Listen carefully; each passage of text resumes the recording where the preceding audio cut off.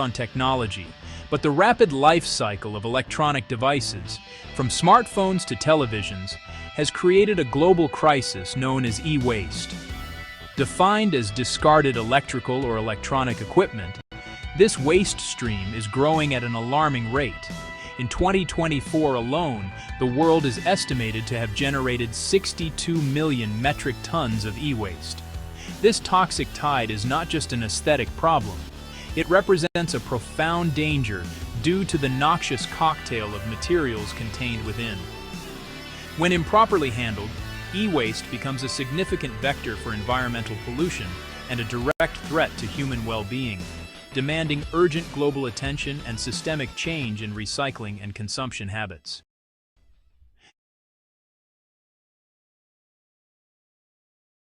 The dangers of e-waste stem directly from its chemical composition, which includes valuable but highly hazardous substances. Environmentally, the primary threat occurs when electronic scrap is dumped in informal landfills, particularly in developing nations. Here, materials like lead, mercury, and cadmium leach into the soil and groundwater.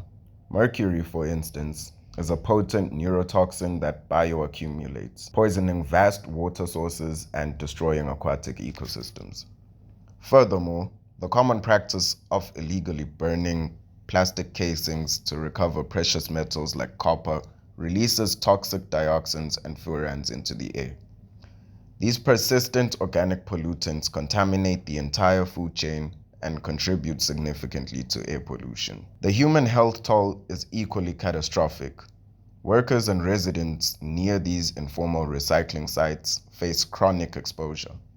Lead exposure, especially dangerous for children, is linked to reduced IQ and neurological damage, while carcinogenic dioxins and heavy metals are linked to higher incidences of cancer, respiratory illnesses, and congenital defects in exposed populations, underscoring the deep and lasting human cost of unchecked technological obsolescence.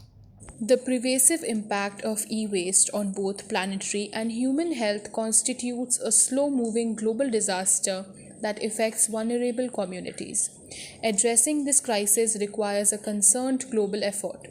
Consumers must prioritize responsible recycling through certified programs and embrace the refurbishment and longevity of devices.